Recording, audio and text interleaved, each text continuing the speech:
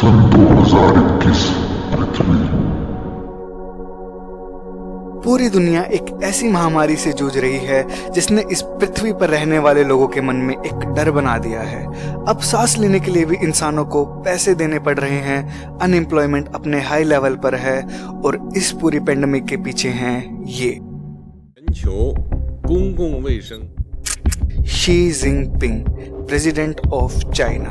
पूरी दुनिया को ये पता है कि इस पेंडेमिक के फैलने का बहुत बड़ा रीजन चाइना है और आज क्योंकि वो चाइना पूरी दुनिया की एक सुपर पावर है, वो वर्ल्ड की सेकंड बिगेस्ट इकोनॉमी है और इसकी मिलिट्री वर्ल्ड की लार्जेस्ट स्टैंडिंग मिलिट्री है, तो किसी देश की हिम्मत नहीं है कि चाइना को इसके लिए ब्लेम कर सके। लेकिन चाइना हरदम ऐसा नहीं था। वो एक टाइम पर वर्ल्ड की पुअरेस्ट कंट्री में आता था। So how China became so powerful, ये जानने के लिए हमें अब से कुछ 300 साल पीछे जाना होगा। 17th सेंचुरी चाइना, पूरे वर्ल्ड का इकोनॉमिक सेंटर, बहुत बड़ी सेना, बहुत ही तरक्की करता हुआ साम्राज्य था चाइना का। लेकिन फिर कुछ ऐसा हुआ जिसने चाइना का इतिहास ही बदल दिया और वो था मिंग डायनेस्टी का हारना चिंग डायनेस्टी से।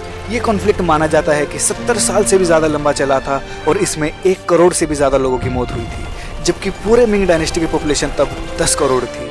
तो अब आप सोच सकते हैं कि ये कितना बड़ा युद्ध था। ये युद्ध भले ही चिंग डायनेस्टी ने जीता था, पर अब वो पूरी तरीके से टूट चुका था।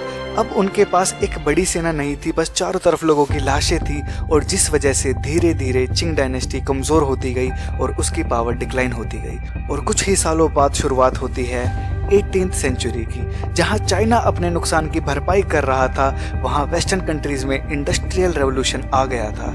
अब वेस्टर्न कंट्रीज में साइंस की डेवलपमेंट के साथ machine, weapons, trains, cars, flights, bombs, factories और सिटीज बनाई जा रही थी। वहीं चिंग डायनेस्टी ने मॉडर्नाइजेशन को इग्नोर करा और जैसे ही इन वेस्टर्न कंट्रीज के पास ये सब मॉडर्न पावर्स आ गई तो उन्होंने एक्सपेंड करना स्टार्ट कर दिया।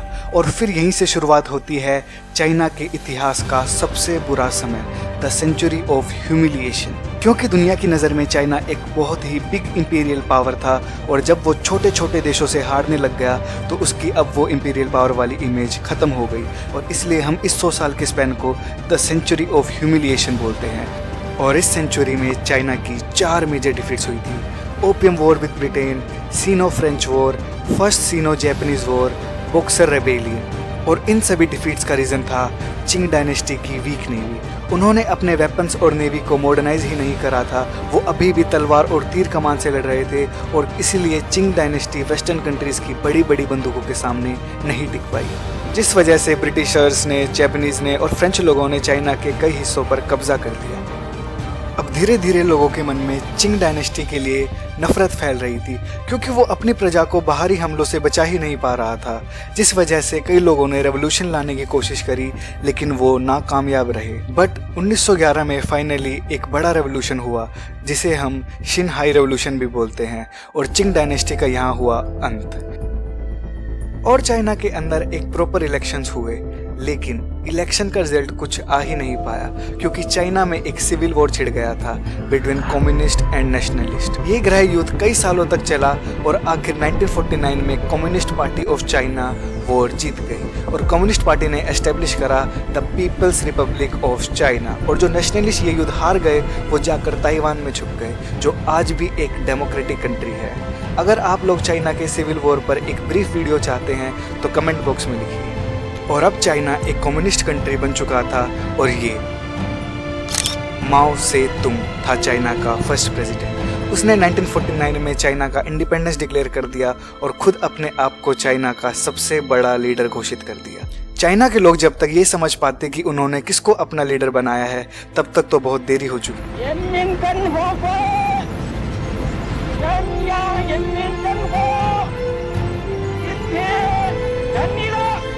माओ ने सबसे पहले आते ही लैंड रिफॉर्म्स लाए। इस लैंड रिफॉर्म्स में बड़े बड़े जमीन के मालिकों से उनकी जमीन छीन ली गई और लोगों में बांट दी गई। चाइना की मेजोरिटी ऑफ पॉपुलेशन जो कि गरीब थी, तो वो माओ ने अपनी तरफ अट्रैक्ट कर ली और अगर कोई अमीर या बड़ा जमींदार जमीन देने से मना कर देता तो उन्हें पीट पीट कर मार दिया जाता। और माओ की इस नीति पर किसी ने आवाज तक उठाने की हिम्मत नहीं करी और तभी 1958 में माओ ने एक और नई पॉलिसी इंट्रोड्यूस करी।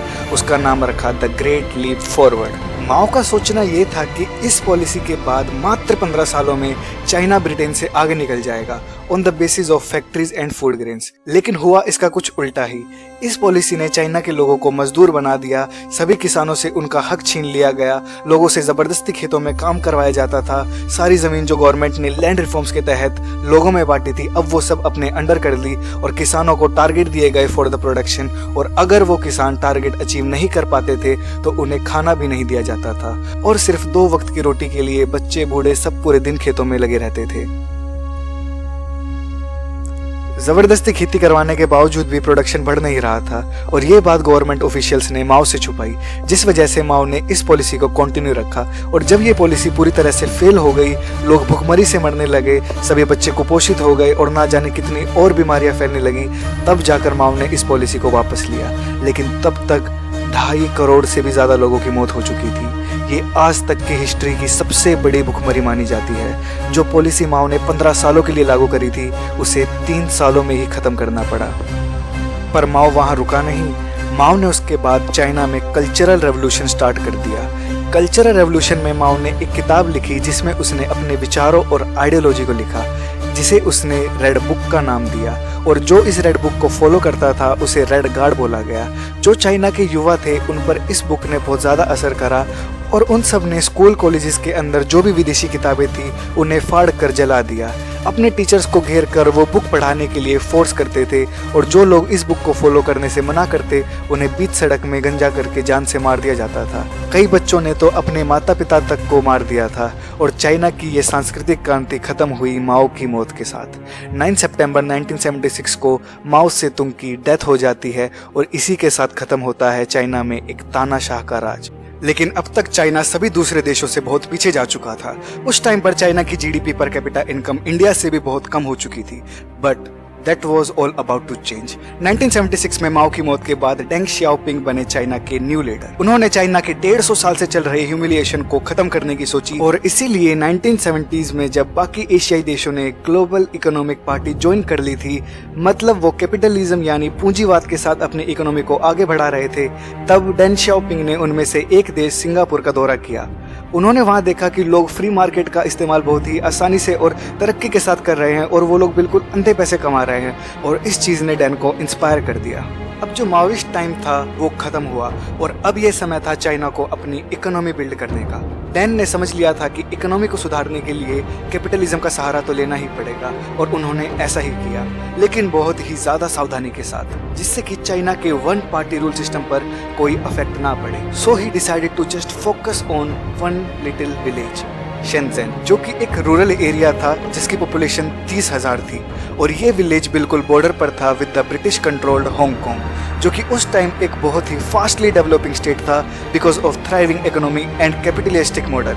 और इसलिए डेंग शियाओपिंग ने इस छोटे से विलेज को एक स्पेशल इकोनॉमिक जोन बना दिया, जहां पर फॉरेन कंपनीज अपनी फैक्ट्री सेटअप कर सकती थी and they can also invest in a very capitalistic free market. और इस काम में हांगकांग ने एक ब्रिज की तरह काम करा, जिस वजह से सभी वेस्टर्न कंपनीज उस चाइना के एक छोटे से गांव की तरफ अट्रैक्ट होने लगी। और उसके बाद जो हुआ वो एक इकोनॉमिक मिरेकल था जो अब से पहले इस धरती पर कभी नहीं हुआ था।